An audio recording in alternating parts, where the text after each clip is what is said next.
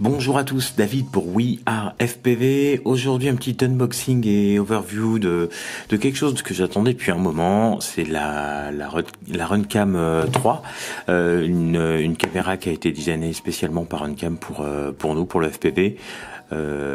Born for RC Fanatics.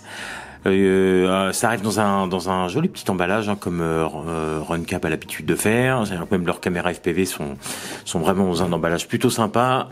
Par contre, c'est toujours assez chiant à ouvrir. Hop. Ok. Donc faut pas mal le secouer. Hop. Mais on se retrouve donc avec une boîte en dur qui est très belle, un peu à la Apple, toute blanche. On a dedans un petit peu de paperasse, une petite doc technique explicative un manuel quoi en gros, voilà, en anglais. Vous aurez pas a priori pas besoin de ça, ou en tout cas pas beaucoup, c'est sûr. On va regarder plutôt le matos ensemble. Alors ce qui arrive dans la boîte, c'est évidemment la petite Runcam, on va y revenir un peu plus en détail après.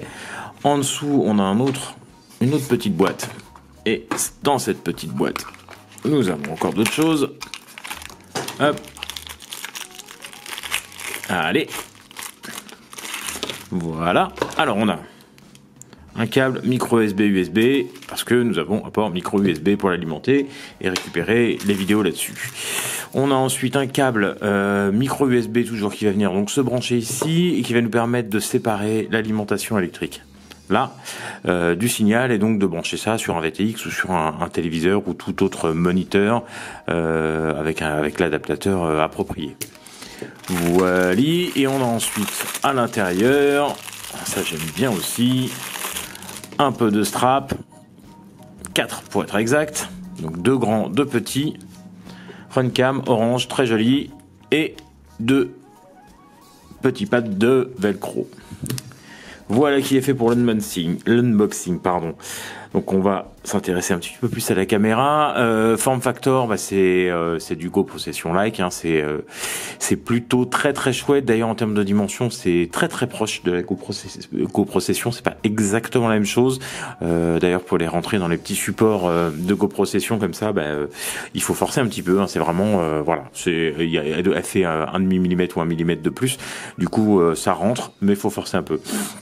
Donc form factor, je vous l'ai dit, un petit cube très sympa, sauf que c'est un tiers du prix de la GoPro Session, et voilà, ça vaut un peu plus de 300 € la GoPro Session.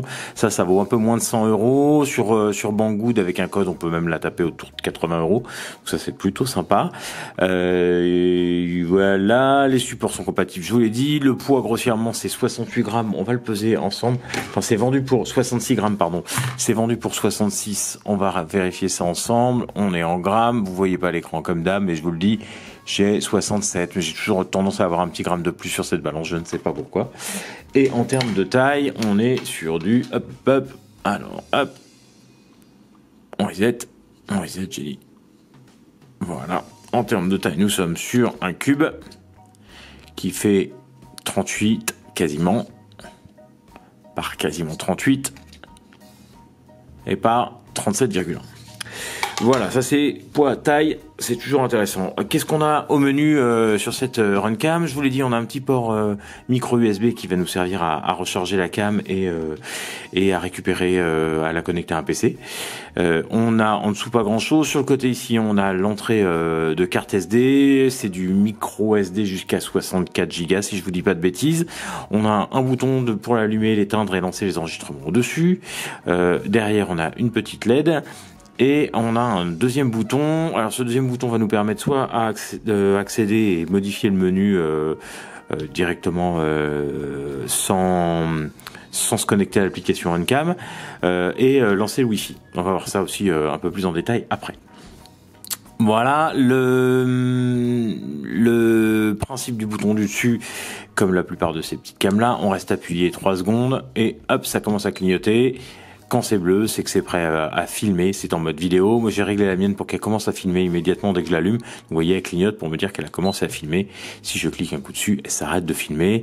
On peut changer de mode et le passer en mode photo en faisant un appui long là-dessus. Voilà, plutôt du propriétaire. En termes d'autonomie, c'est grossièrement 1 heure en 1080 par 60. Ça filme en 1080 par 60, donc ça c'est pas mal. On va voir tous les modes d'enregistrement après.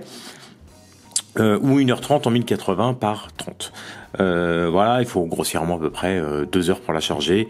Le Wi-Fi, je vous l'ai dit, le Wi-Fi c'est très pratique parce qu'on va pouvoir non seulement se connecter à l'application qu'on va voir ensemble, mais aussi on va pouvoir flasher la petite caméra et la mettre à jour grâce au Wi-Fi sans même la connecter à rien du tout, enfin connecter de façon filaire à rien du tout, juste avec le Wi-Fi. Quelques petites choses avant d'aller dans l'application. Il y a un mode WDR qui est plutôt très très bon là-dessus, qui marche très bien. C'est-à-dire qu'on a des détails même dans les ombres et dans les traits clairs. Les couleurs sont un peu saturées. Alors ça, c'est vraiment une question de goût, mais grossièrement, quand vous regardez les vidéos extraites directement d'une GoPro, c'est un peu plat. C'est pas tellement saturé. Ça a déjà une couleur, une teinte assez marquée, assez saturée. Donc grossièrement, vous pouvez sans traitement de couleur directement utiliser les rushs, alors que la GoPro c'est plutôt fait pour pouvoir refaire du color grading après, c'est-à-dire modifier un petit peu les couleurs et en faire un petit peu ce qu'on a envie d'en faire. Voilà, ça c'est out of the box. Vous avez déjà des couleurs qui sont plutôt jolies. Le son, alors je vais pas pouvoir vous dire tout de suite, il faut que je la teste un petit peu plus. Il y aura probablement une deuxième partie à cette review où je vous mettrai un petit peu de vidéo et un petit peu de son pour que vous voyez ce que ça donne. Ce que j'ai vu jusqu'à présent, c'est plutôt prometteur. J'ai fait quelques images hier soir, on a fait une petite session que j'ai regardé un petit peu en diagonale et ça a l'air d'être plutôt joli. Voilà, pour vous donner vraiment un avis, il va me falloir un petit peu plus de temps et un petit peu plus d'expérience avec la bébête, mais comme ça à première vue, ça a l'air d'être plutôt sympa. Elle l'a frisé une ou deux fois, notamment pendant que je la connectais à l'application Runcam. Si jamais ça vous arrive, c'est écrit dans le manuel, mais je vous le dis quand même, il suffit grossièrement d'appuyer sur le bouton Wi-Fi et le master bouton en même temps et elle va s'éteindre. Ça vous évitera de galérer parce qu'on peut pas retirer la batterie, elle est derrière. Enfin voilà, faut pas s'amuser à retirer la batterie, c'est vite une galère. Je viens d'appuyer sur le bouton Wi-Fi, je sais pas si vous avez vu, ça clignote ici, ce qui veut dire que le Wi-Fi est diffusé par la Runcam et on va pouvoir lancer l'application sur un téléphone ou sur une tablette et aller se connecter directement à la machine. Alors avant ça, ce que je viens d'oublier de faire, il faut aller se connecter d'abord au Wi-Fi de la Runcam. Pour ça, vous allez dans les paramètres Wi-Fi, vous avez un réseau qui s'appelle Runcam 3 quelque chose, donc c'est le réseau qui est diffusé par la petite bébête. Il faut s'y connecter et une fois que vous êtes connecté, que vous dites tout est bon mais que vous n'avez pas d'internet, donc ça c'est plutôt normal, vous allez dans l'application Runcam et dans cette application Runcam il vous suffit de vous connecter et vous avez accès normalement blablabla, ignorer l'avertissement, ok, on s'en fiche. Normalement, il devrait me donner accès à tous les menus de l'application. C'est-à-dire l'application est plutôt bien faite. Il me semble que c'est la même que pour la Runcam 2. Alors, j'avais pas la Runcam 2, j'ai eu la Runcam 1 pendant un moment. Donc, je peux pas vous dire, je me servais pas d'application pour celle-là. Grossièrement, en termes de taille, vous voyez, c'est quand même assez différent le form factor des deux. Alors, il ne va pas vouloir me connecter. Alors ça, c'est un des trucs qui m'agace un peu, c'est que voilà, pour pouvoir se connecter et que ça marche correctement, il est préférable de couper le réseau mobile. Voilà. Et dès que vous coupez le réseau mobile, là, ça fonctionne du premier coup, impeccable. Donc voilà, vous avez l'image en direct. Alors évidemment, il y a un peu trop de latence pour en faire quelque chose en termes de vol FPV, mais vous avez au moins l'image en direct et vous avez en gros un menu qui se découpe en deux pour les réglages. Une partie ici, un menu général qui est là-haut, qui va vous permettre de régler la synchro de l'heure, si vous voulez WDR ou pas. Alors évidemment, je vous conseille fortement de l'activer, ça change beaucoup de choses. Au bout de combien de temps la caméra va s'éteindre si elle n'est pas utilisée? Là, c'est réglé sur 3 minutes. Les fonctions USB, le volume, l'enregistrement automatique. Donc c'est là qu'on définit si on veut qu'à l'allumage, elle se mette directement enregistrée. C'est ici qu'il faut activer. Le mode télé, NTSC ou PAL, c'est ici. Sortie télé, etc. Voilà, vous pouvez paramétrer aussi votre Wi-Fi, vous avez une vue sur la capacité de la carte et vous pouvez éventuellement la formater et rétablir les paramètres d'usine. Voilà, ça c'est pour les réglages de base généraux plutôt de l'application. Vous avez en bas le type de réglage que vous voulez faire. Là, je suis en mode rafale, en mode photo, en mode time-lapse, etc. On passe de l'un à l'autre comme ça. Ça fait bip bip à chaque fois, ce qui est un petit peu agaçant. Voilà, bon, enfin au moins on sait que là c'est pris en compte. Quand on vient dans le mode vidéo, parce que c'est ce qui m'intéresse le plus moi personnellement, on a ici un petit choix qui va nous permettre, je sais pas si vous avez vu le petit icône qu'il y a là, c'est un petit icône qui nous montre la résolution 1080 par 60 FPS pardon. Là tout de suite, si je clique dessus, je vais pouvoir aller changer les résolutions, et quand je change les résolutions, bah, j'ai des choix, d'autres choix qui viennent s'ajouter ici. Voilà, donc on va choisir la résolution, le framerate, donc c'est-à-dire le nombre de frames par seconde, le nombre d'images par seconde, et la compression grossièrement, puisqu'on va choisir le nombre de mégabits par seconde, donc la compression. Hop là, on a ici la possibilité de faire du ralenti ou pas du ralenti.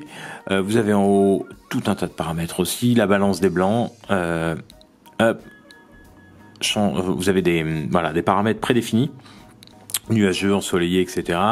Lumière fluorescente, et ça c'est lumière incandescente, ou en automatique. Et en automatique, il va faire le job lui-même.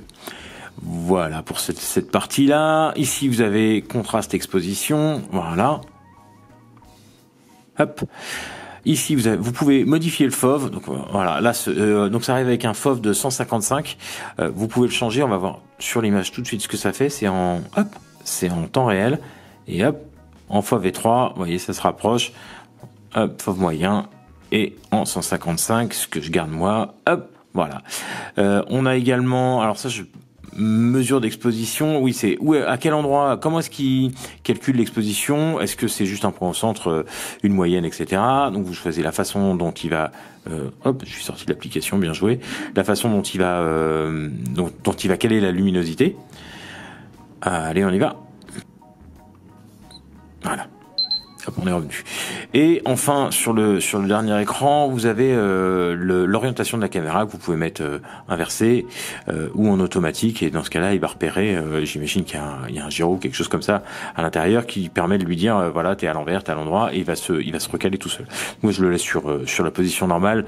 Les supports utilisés ont un petit bouton sur le dessus qui vous permet d'accéder justement au bouton principal, et du coup qui vous permettent de paramétrer. Il y a même dans ces supports-là, vous le voyez pas là, j'imagine. On va essayer, hop, je sais pas si je peux vous le montrer.